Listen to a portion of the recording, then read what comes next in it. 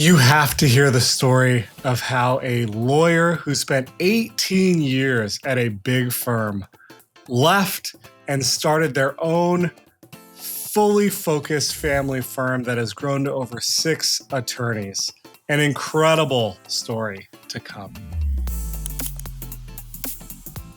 Hi, my name is Tyler Dolph. I am the CEO of Rocket Clicks, and welcome back to the Revenue Roadmap. We are continuing our interview series today where we talk to family law firm owners and hear their story. Today, we talk to Scott Ashby, who is an incredible attorney. He spent a number of years at a big corporate law firm working with large companies and just decided it wasn't for him after a long time. He wanted to do something new.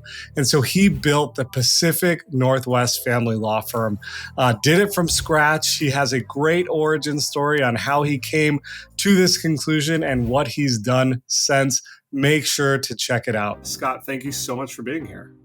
Thank you for inviting me. Absolutely. Give us a little background on your story, the firm, how things got started. We love the origin stories around here. Oh, sure. Well, I'll try to make it quick. I grew up on a farm in north central Washington and thought I would be a farmer. And at some point, I really became attracted to the law. I had a cousin who was an attorney. And so I studied. I did not do well in high school. I did very poorly in high school, near the bottom of the class, I'm afraid to admit. Classic entrepreneur.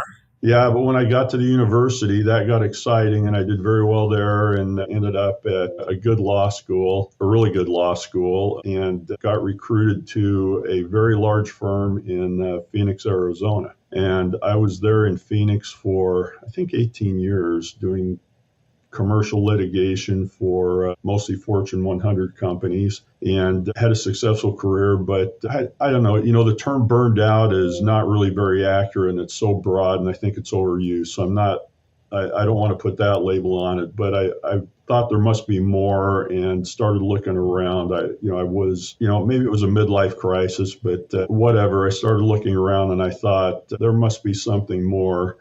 And about that time, I found out that there was an attorney who was getting ready to retire and had a small practice and about 3 or 4 people working for him, and just decided, you know what, I'm going to resign my partnership and I'm going to go start doing some more consumer oriented stuff and see if I like that better.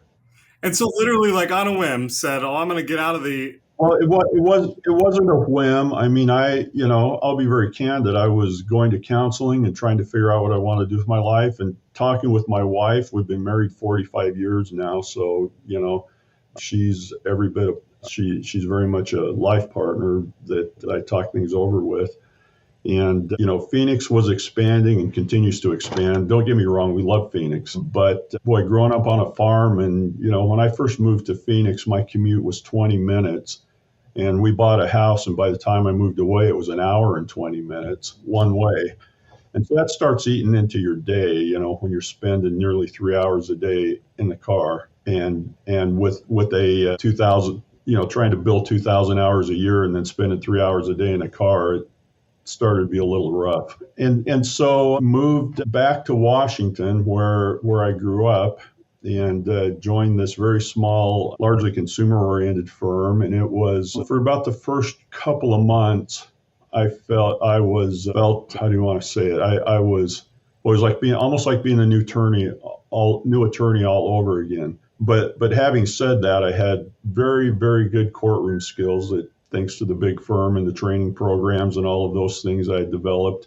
And so I caught on pretty quickly and started having a lot of clients come to me. And after about 2 years at working for somebody else, and I'd been a partner at the big firm in Arizona. And so I guess I was chafing at the bit a little bit and regretting working for somebody else because this other person was not entrepreneurial in the same way that I was, and didn't want to grow, didn't want to market very much, didn't want to look for better and bigger clients, mostly just had a big sign out front on on a busy street, and people would just drop in with all kinds of problems. And the lack of focus and the lack of, I mean, it just started to drive me nuts. And so I left that and thought, well, here I go, and opened my own firm. And I hired a paralegal who also helped me keep the books. And the one thing when you're moving from a large firm into, you decide, hey, I'm going to start my own firm, or you move to a smaller firm. The big thing, and maybe you guys have found that out too, probably, is what do you mean I got to keep books? And how do you do trust accounting? I'm a 20-year attorney, and I'm like, oh crap, if I get this wrong, I could get this barred. I've got to be really careful with my trust account. And so I actually went and took, I don't know if you call them remedial courses, but courses from the bar on how do you do trust accounting.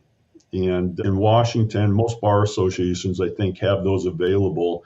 Now they didn't then 15 years ago, but now they have those available on demand, streaming, and so they're easy to get. But back then I had to travel and stay overnight and go take a course on, my undergraduate degree was economics, and so I'd had a couple of semesters of accounting, but by then that was a long time ago, and I had to figure out how to do trust accounting, had to look at all of the different offerings. There's a plethora of practice management software offerings, and figure out what I wanted to do there. And there was a lot more than I'd anticipated. At the same time, I must say it was hugely enjoyable. You got to make all the decisions. It's so funny, Scott, your story is not a unique one, right? You go from working at a large firm where everything's kind of done and you get to just be a great attorney, which is awesome. And it's amazing. And kind of that's the image I'm sure you had when you were in law school. And then just transition to, I now have to pay rent. I have to make payroll. I have to understand accounting and Excel and business management and all these things that are not. Yeah, and my wife isn't going to be happy with me if I can't pay the mortgage, right? And so if I can't get a new car every few years, and if I can't go on vacation, my wife isn't going to be happy. And so I guess the next stage is I became very busy. I mean, I'm a good courtroom attorney, and so I became very busy. I got good referrals. I'd set up a network. And I think that's important. And I wasn't spending a lot of money. I mean, the most money I spent was I had a website, hired somebody to develop that. And it wasn't a great website, but it was a website.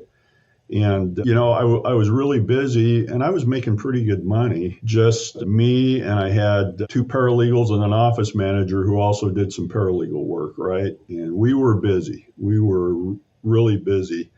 And after a while, I started feeling tired and a little exhausted. It is exhausting being a true solo. I don't know how people do it. That is, I tried going on vacation, and of course, they took my cell phone, and, you get calls from clients that need something, and hey, you got to file this motion, and you got to do this. Well, I'm on vacation. Well, who's going to help me?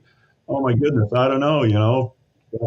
I can get to it next week. It's just me. And so that became really stressful, and I couldn't be gone for more than just a few days, it seemed like. I mean, one time my daughter was graduating high school, and so we decided to take a trip to London I think we went for 10 days. And we go over to London, and the whole time was stressful.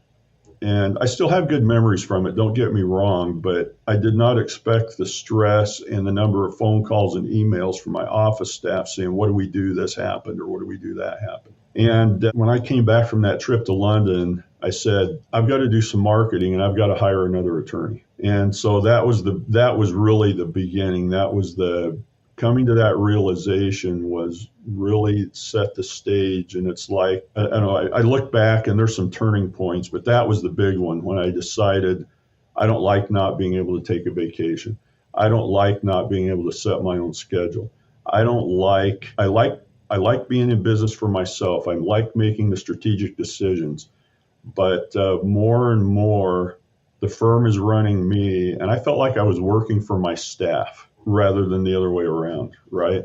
And I can see some heads nodding, so I think you all probably experienced the same thing a few years ago. And so I took a deep breath and rented a larger space and hired an attorney and started to do some marketing. And so that's the origination. It just, at some point, not too far into it, I had never done a lot of family law. I mean, being a big firm litigator for large companies, I mean, I was used to having maybe 2 cases, and as a partner at a big firm running a trial team. And, it's different when you start doing consumer oriented work. You have a lot more than 2 cases, or you can't pay the rent. And so I had to learn how to juggle a lot of cases. That's one skill I did not have coming from big law. I could juggle 2, 3, 4, 5 cases. But, I think at one point when I finally decided to hire another attorney, I think I had 75 active cases.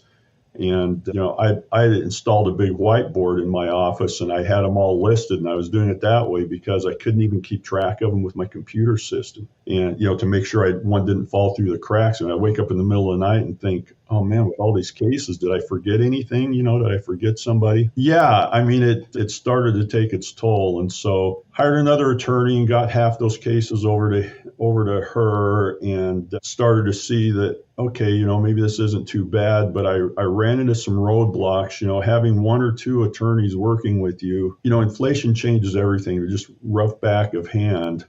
When I got close to $1 million in revenue for the firm, I started running into all kinds of issues. And I actually hired a business coach, somebody who's in the coaching industry. I joined a coaching group, and that turned out actually very, very good up until about $3 million.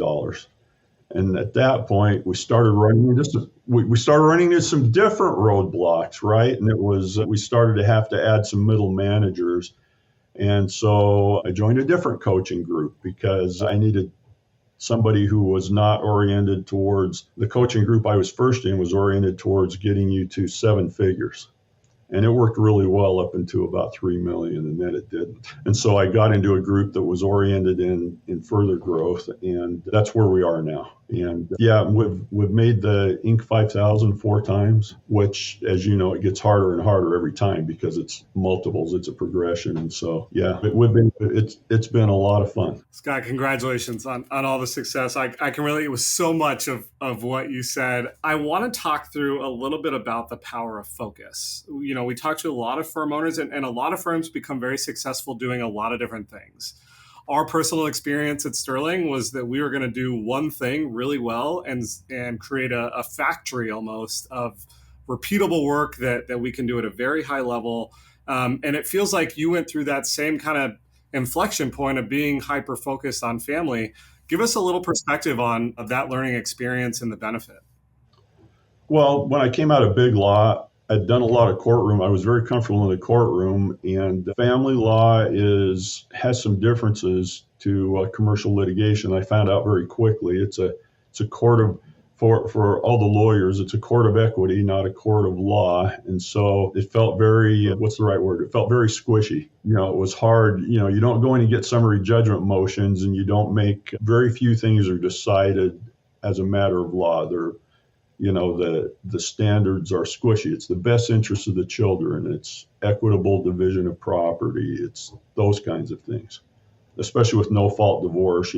Not very much matters except what's in the best interest of the children, what's in what's fair and equitable. And yeah, there's a long statute in Washington, but some of it is pretty legal. But child support is fairly wooden, but a lot of it is, I would say, guidelines, kind of squishy. There's case law that instructs the courts how to deal with those and attorneys. But, one of the things that I tell our attorneys is we have offices now clear across Washington state, and it's very clear and I'm sure you all have experienced it too, which is that all family law is local. And it depends on the judge or commissioner, and that can vary even within a locality. And you really have to know how things are handled locally. So you have to know the local rules, but beyond that, you have to know the local people. I mean, it's local in almost every aspect, right? Even on the marketing side, when we work with firms, we've realized that over 40% of leads come from the maps, if you're thinking about just from internet only. And that is all based around your location. It's based on the map algorithm and the drive time from your office to other places in that town and city. And so all marketing for family law, when we started doing only family law, that's one of the things that I learned, just what you said, that all marketing is local.